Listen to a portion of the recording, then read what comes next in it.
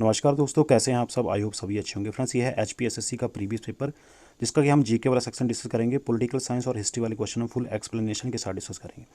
तो फ्रेंड्स, जो भी कैंडिडेट आने वाले कॉम्पिटिटिव एग्जाम की प्रिपरेशन कर रहे हैं, उन्हें इस वीडियो से काफ़ी ज़्यादा हेल्प मिल सकती है। और फ्रेंड्स, यदि आप इस तरह का कंटेंट आगे भी लगातार पाना चाहते हैं और हमारे चैनल के साथ लगातार जुड़े रहना चाहते हैं, तो प्लीज़ यार साथ में चैनल को जरूर सब्सक्राइब कर दें। तो चलिए फ्रेंड्स, शुरू करते हैं आज की वीडियो। तो देखिए friends, question number 1, in which year the Cripps mission arrived in India. किस सन में क्रिप्स मिशन का भारत आगमन हुआ था। तो फ्रेंड्स, क्रिप्स मिशन का भारत आगमन हुआ था 1942 1942 में। सी ऑप्शन यहाँ पर देखिए राइट आंसर होगा। देखिए, क्रिप्स मिशन जो कि 1942 में भारत आया था, तो इसका उद्देश्य क्या था। फ्रेंड्स, इसका उद्देश्य था द्वितीय विश्व युद्ध में ब्रिटेन के लिए भारत का सहयोग प्राप्त करना। यानी कि ब्रिटेन चाहता था कि द्वितीय विश्व युद्ध में भारत जो था उसका सहयोग करे। द्वितीय विश्व युद्ध जिसकी अवधि कितनी थी, 1939 में शुरू हुआ था, 1945 तक ये चला था, दूसरा विश्व युद्ध जो था। और इसका अध्यक्ष जो था, क्रिप्स मिशन के अध्यक्ष जो थे उसमें थे स्टैनफोर्ड क्रिप्स, इसलिए उन्होंने इसका नाम क्रिप्स मिशन रखा था। उसके साथ देखिए, क्रिप्स मिशन के विषय में महात्मा गांधी ने अपनी एक स्टेटमेंट भी दी थी। ये क्वेश्चन भी इंपॉर्टेंट कई बार एग्जाम में पूछा जाता है। तो क्रिप्स मिशन के विषय में महात्मा गांधी जी ने एक अपनी स्टेटमेंट दी थी। वो क्या स्टेटमेंट थी। तो महात्मा गांधी जी ने क्रिप्स मिशन को कहा था पोस्ट डेटेड चेक। क्या कहा था इसे, पोस्ट डेटेड चेक इन्होंने क्रिप्स मिशन को कहा था। अब देखिए, इसी से रिलेटेड एक क्वेश्चन आपके लिए, आप इसका आंसर प्लीज़ कमेंट सेक्शन में ज़रूर शेयर करें। जब क्रिप्स मिशन भारत आया था, तो उस समय भारत का वायसराय कौन था। कौन थे उसमें भारत के वायसराय जब क्रिप्स मिशन भारत आया था। चलिए देखिए next question, who founded Aligarh college in 1875। यानी कि 1875 में अलीगढ़ कॉलेज की स्थापना किसने की थी। ऑप्शन आपके सामने देखिए। तो फ्रेंड्स, 1875 में अलीगढ़ कॉलेज की स्थापना की थी सर सैयद अहमद खान ने। बी ऑप्शन यहाँ पर देखिए राइट आंसर होगा। अभी देखिए डिटेल में।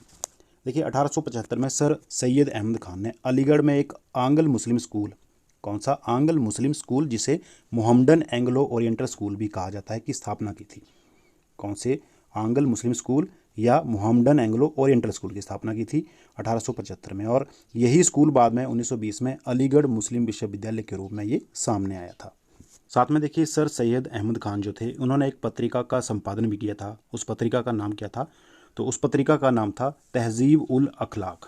क्या नाम था उस पत्रिका का, तहजीब उल अखलाक पत्रिका थी, जिसका संपादन किया था सर सैयद अहमद खान ने। नेक्स्ट क्वेश्चन देखिए, during which nationalist movement the Garhwal soldier refuse to fire on the people at Peshawar.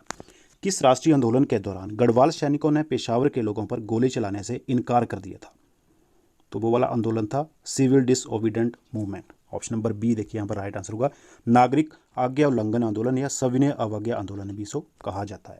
सविनय अवज्ञा आंदोलन देखिए 6 अप्रैल 1930 को ये शुरू हुआ था, सविनय अवज्ञा आंदोलन। और इसकी शुरुआत जो थी वो दांडी मार्च यात्रा से ही ये शुरुआत हो चुकी थी। इसकी पहले ही देखिए, दांडी मार्च यात्रा जो थी महात्मा गांधी ने कब शुरू की थी, ये शुरू की थी 12 मार्च 1930 को।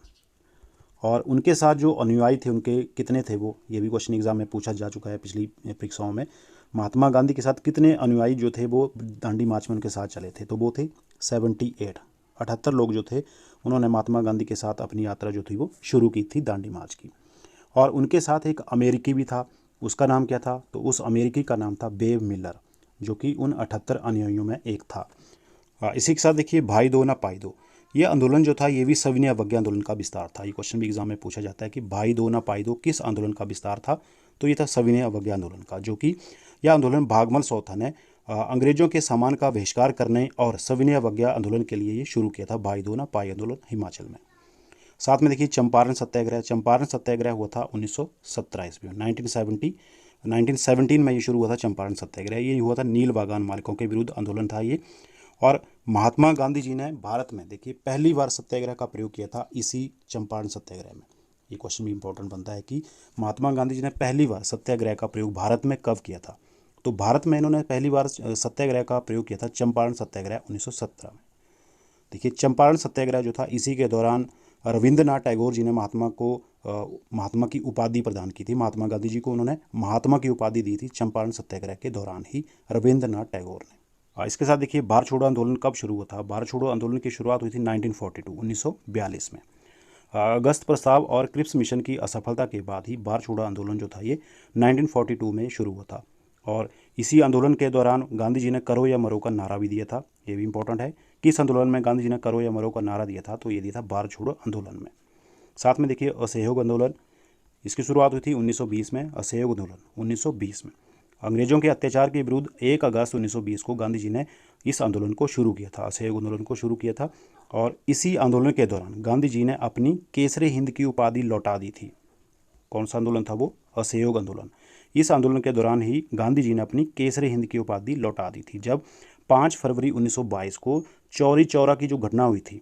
ये भी इंपॉर्टेंट पॉइंट देखिए, चौरी चौरा की घटना कब हुई थी? 5 फरवरी 1922 को ये हुई थी। तो इस घटना के बाद उन्होंने असहयोग आंदोलन को वापस ले लिया था और अपनी केसरी हिंद की उपाधि जो थी वो भी लौटा दी थी। नेक्स्ट क्वेश्चन देखिए, विडो री marriage act was passed in the year 1856 with the efforts of. विधवा पुनर्विवाह का अधिनियम सन 1856 में किसकी कोशिशों की वजह से पारित किया गया था? देखिए, विधवा पुनर्विवाह का अधिनियम कब बना था? ये 1856 में। एक क्वेश्चन तो यही नहीं कर रहा है। तो किसकी कोशिशों की वजह से पारित हुआ था? तो ये हुआ था ईश्वर चंद्र विद्यासागर के प्रयासों की वजह से। डी ऑप्शन यहाँ पर हमारा देखिए राइट आंसर होगा। इसी के साथ देखिए, राजा राम मोहन राय।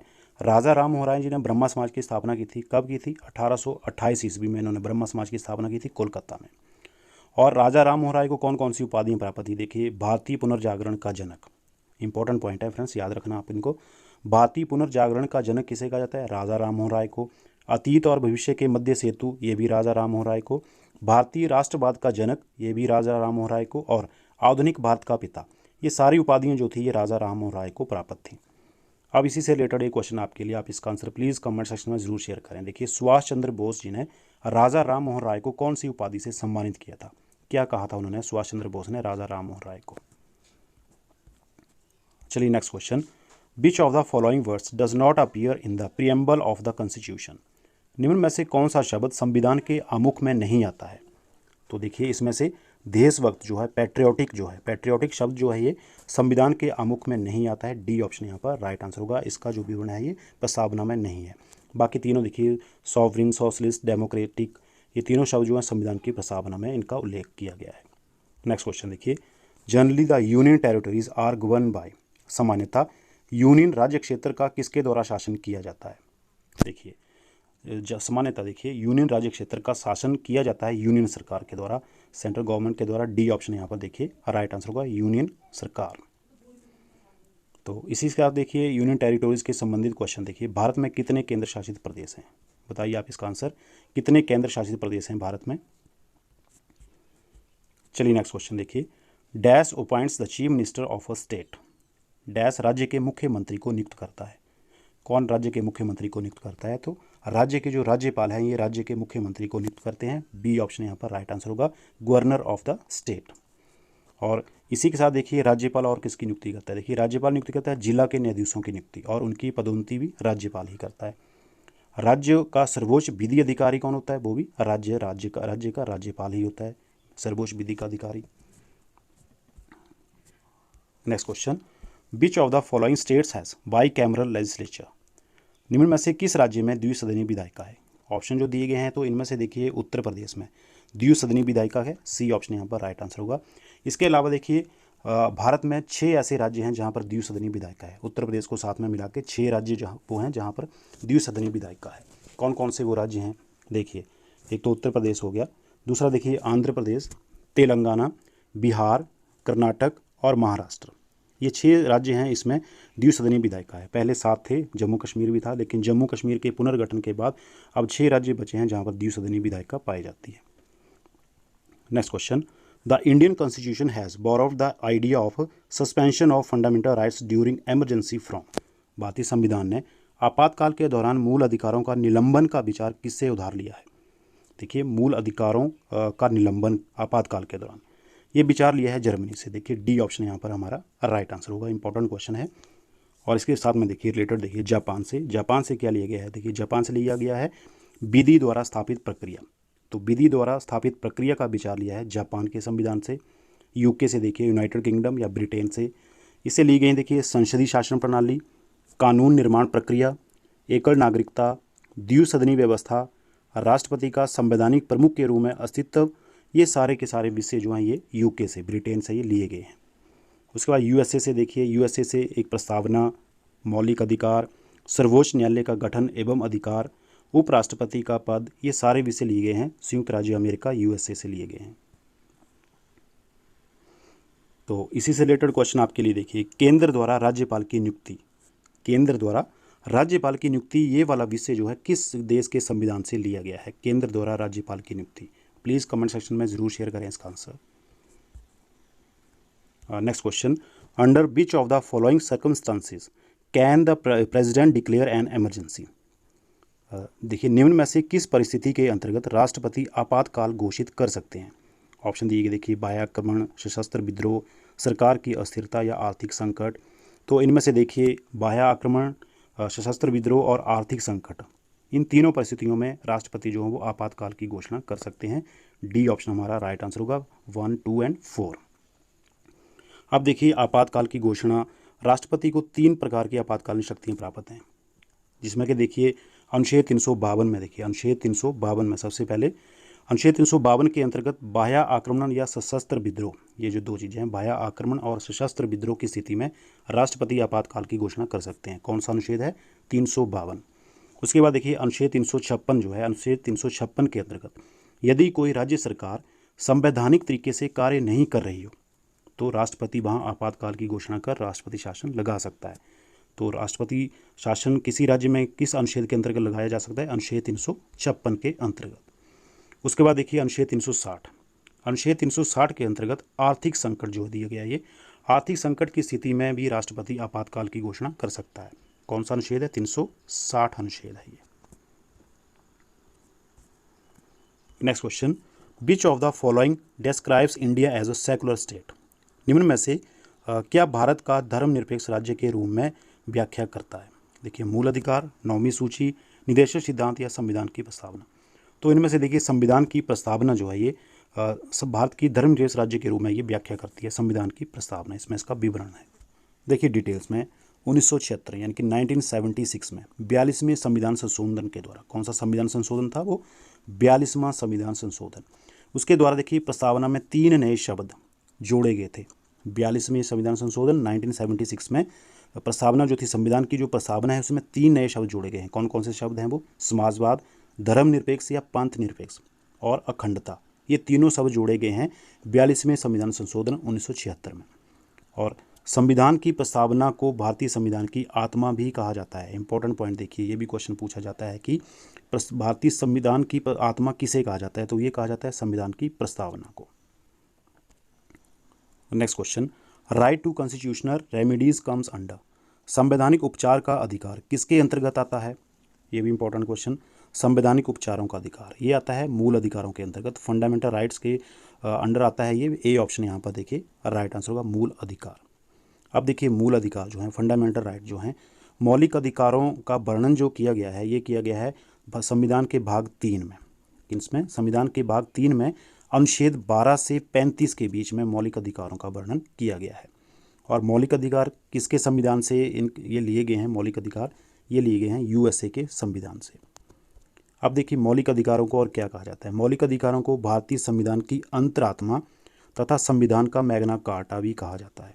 देखिए इंपॉर्टेंट, संविधान की आत्मा कहा जाता है भारतीय संविधान की प्रस्तावना को, और संविधान की अंतरात्मा ये कहा जाता है मौलिक अधिकारों को। पजलिंग क्वेश्चन है थोड़ा सा। अब देखिए मौलिक अधिकारों से रिलेटेड एक क्वेश्चन आपके लिए, देखिए किस अनुच्छेद के अंतर्गत राज्य 6 से 14 साल के बच्चों को निःशुल्क एवं अनिवार्य शिक्षा उपलब्ध करवाएगा? वो कौन सा अनुच्छेद है? मौलिक अधिकारों का वो कौन सा अनुच्छेद है जिसके अंतर्गत राज्य 6 से 14 साल के बच्चों को निःशुल्क एवं अनिवार्य शिक्षा प्राप्त करवाएगा? Next question, what is the maximum number of elected members in a state assembly? यानी कि राज्यसभा में चुने गए सदस्यों की अधिकतम संख्या क्या है? तो राज्यसभा में चुने गए सदस्यों की जो अधिकतम संख्या है वो है 500। सी ऑप्शन यहाँ पर देखिए राइट आंसर होगा। Next question, the prime minister is may? प्रधानमंत्री डैश हो सकते हैं? तो प्रधानमंत्री जो वो हेड ऑफ द गवर्नमेंट भी होते हैं, द लीडर ऑफ लोकसभा भी हो सकते हैं, change the portfolios of the ministers at will, इच्छा अनुसार मंत्रियों के विभागों को बदल भी सकते हैं। तो इसमें D option all of the above हमारा राइट आंसर होगा, option number D. Next question देखिए, right to information act came into being in the year? सूचना का अधिकार सन डैश में अस्तित्व में आया? तो सूचना का अधिकार आरटीआई एक्ट जो था ये अस्तित्व में आया 2005 में। सी ऑप्शन यहाँ पर राइट आंसर होगा। डिटेल्स में देखिए, संसद में पास हुआ था आरटीआई कब? 15 जून 2005 को। यानी कि 15 जून 2005 को ये संसद में ये पास हो गया था और पूरी तरह से लागू हुआ था 12 अक्टूबर। कब? 12 अक्टूबर 2005 को आरटीआई एक्ट जो था वो पूरी तरह ये लागू हो गया था। Next question, one must we dash to become the vice president of India. भारत के उपराष्ट्रपति बनने के लिए किसी व्यक्ति को डैश की उम्र का होना जरूरी है। तो भारत के उपराष्ट्रपति बनने के लिए जो मिनिमम एज लिमिट है वो है 35 ईयर्स। सी ऑप्शन यहाँ पर राइट आंसर होगा, 35 ईयर्स होनी चाहिए कम से कम उम्र। और उसके साथ देखिए वाइस प्रेसिडेंट और प्रेसिडेंट के लिए भी कितनी होनी चाहिए? 35। वाइस प्रेसिडेंट और प्रेसिडेंट दोनों के लिए 35 साल उम्र होनी चाहिए कम से कम। और राज्यसभा का सदस्य बनने के लिए 30 वर्ष होनी चाहिए, लोकसभा का सदस्य बनने के लिए 25 वर्ष और प्राइम मिनिस्टर प्रधानमंत्री के लिए भी 25 वर्ष होनी जरूरी है। Next question, the removal of the president from office is to be an accordance with article dash of the constitution. संविधान के डैश अनुच्छेद की अनुरूपता से राष्ट्रपति को पद से निष्कासित किया जाता है। Important question, very important question, कई बार एग्जाम में ये रिपीट हो चुका है। तो संविधान का कौन सा अनुच्छेद है जिसके अंतर्गत राष्ट्रपति को उसके पद से निष्कासित किया जा सकता है? तो वो वाला अनुच्छेद है 61। सी ऑप्शन यहाँ पर देखिए राइट आंसर होगा। यदि कोई राष्ट्रपति संविधान के अनुरूप कार्य नहीं कर रहा है तो महाअभियोग लगा के उसको उसके पद से निष्कासित किया जा सकता है। तो महाअभियोग कौन से अनुच्छेद के अंतर लगाया जाता है? 61 के अंतर्गत। नेक्स्ट क्वेश्चन देखिए, the maximum strength of Rajya Sabha is. Rajya Sabha की अधिकतम सदस्य संख्या डैश होती है। ये भी इंपॉर्टेंट पॉइंट देखिए, राज्यसभा की अधिकतम संख्या जो है 250 होती है। ए ऑप्शन यहाँ पर देखिए राइट आंसर होगा। और वर्तमान में राज्यसभा के सदस्यों की संख्या कितनी है? 245। 245 एट प्रेजेंट वर्तमान में है। राज्यसभा संसद का उच्च सदन होता है। और क्या होता है ये? संसद का ये उच्च सदन होता है राज्यसभा। निम्न सदन होता है लोकसभा। और राज्यसभा का उल्लेख जो है संविधान के अनुच्छेद 80 में इसका जो है वो विवरण मिलता है। और राज्यसभा में 245 सदस्यों में से देखिए 233 सदस्य जो हैं उनका चुनाव 28 राज्यों तथा 3 केंद्र शासित प्रदेशों जम्मू कश्मीर, दिल्ली और पांडिचेरी के विधानमंडल द्वारा किया जाता है। 245 में से देखिए 233 सदस्यों का चुनाव जो होता है वो 28 राज्यों और 3 केंद्र शासित प्रदेशों जम्मू कश्मीर, दिल्ली और पांडिचेरी की विधानमंडल द्वारा किया जाता है तथा बाकी जो 12 सदस्य हैं इन्हें मनोनीत करते हैं राष्ट्रपति। भारत के राष्ट्रपति के द्वारा राज्यसभा के 12 सदस्य जो है वो मनोनीत किए जाते हैं। नेक्स्ट क्वेश्चन देखिए, dash is the apex body under local self government in urban areas. नगरीय क्षेत्रों में स्थानीय स्वशासन के अंतर्गत डैश शीर्ष भाग होती है। तो इसमें नगर निगम जो है ये राइट आंसर होगा, डी ऑप्शन हमारा नगर निगम। Next question, dash is the best example of direct democracy in India. Dash Bharat के प्रत्यक्ष लोकतंत्र का सबसे अच्छा उदाहरण है। तो भारत में प्रत्यक्ष लोकतंत्र का जो सबसे अच्छा उदाहरण है वो है ग्राम सभा। सी ऑप्शन यहाँ पर राइट आंसर होगा। Next question, give a meaningful order to the following words in ascending order. देखिए निम्नलिखित शब्दों को अर्थपूर्ण क्रम में देते हुए चढ़ते क्रम में लिखना है, यानी कि बढ़ते हुए क्रम में हमने लिखना है। तो सबसे पहले देखिए ऑफिस क्लर्क आएगा, उसके बाद कलेक्ट्रेट, उसके बाद देखिए मुख्य सचिव, उसके बाद राज्यपाल और अंत में राष्ट्रपति। तो ऑप्शन नंबर सी यहाँ पर हमारा राइट आंसर होगा। 2, 4, 1, 3 और 5। Next question, who said democracy is a government of the people, by the people and for the people. लोकतंत्र जनता का है, जनता के द्वारा और जनता के लिए एक सरकार है। ये शब्द किसके हैं, किसने कहा था? तो ये कहा था अब्राहम लिंकन ने। डी ऑप्शन यहाँ पर देखिए राइट आंसर होगा। नेक्स्ट क्वेश्चन देखिए, the supreme court of India comprises of the chief justice of India and dash other जजेस। भारत के सर्वोच्च न्यायालय में भारत के मुख्य न्यायाधिपति और डैश दूसरे न्यायाधीशों का समावेश होता है। इंपॉर्टेंट क्वेश्चन देखिए, तो वर्तमान में देखिए भारत के सर्वोच्च न्यायालय में एक मुख्य न्यायाधीश होता है और 33 दूसरे न्यायाधीश होते हैं। कितने हैं? 33। अभी वर्तमान की बात कर रहे हैं तो ये तो पुराना है। तो वर्तमान में एक मुख्य न्यायाधीश और 33 दूसरे न्यायाधीशों के समावेश के साथ सर्वोच्च न्यायालय में कुल 34 यानी कि 34 न्यायाधीश होते हैं, 34 न्यायाधीश। और नेक्स्ट क्वेश्चन देखिए, the report of the public accounts committee is presented to. समिति के सार्वजनिक खातों की रिपोर्ट डैश के सामने पेश की जाती है। तो समिति के सार्वजनिक खातों की रिपोर्ट पेश की जाती है लोकसभा के समक्ष। सी ऑप्शन यहाँ पर राइट आंसर होगा। तो इसी के साथ फ्रेंड्स अभी हमने HPSSC के प्रीवियस पेपर का जीके वाला सेक्शन डिस्कस किया, जिसमें हमने पॉलिटिकल साइंस और हिस्ट्री के कुछ क्वेश्चन फुल एक्सप्लेनेशन में डिस्कस किया। आई होप कि आपको वीडियो पसंद आई होगी। जल्दी मिलेंगे इसी तरह के नेक्स्ट वीडियो के साथ, तब तक के लिए जय Hind. Thank you for watching पेशेंशली।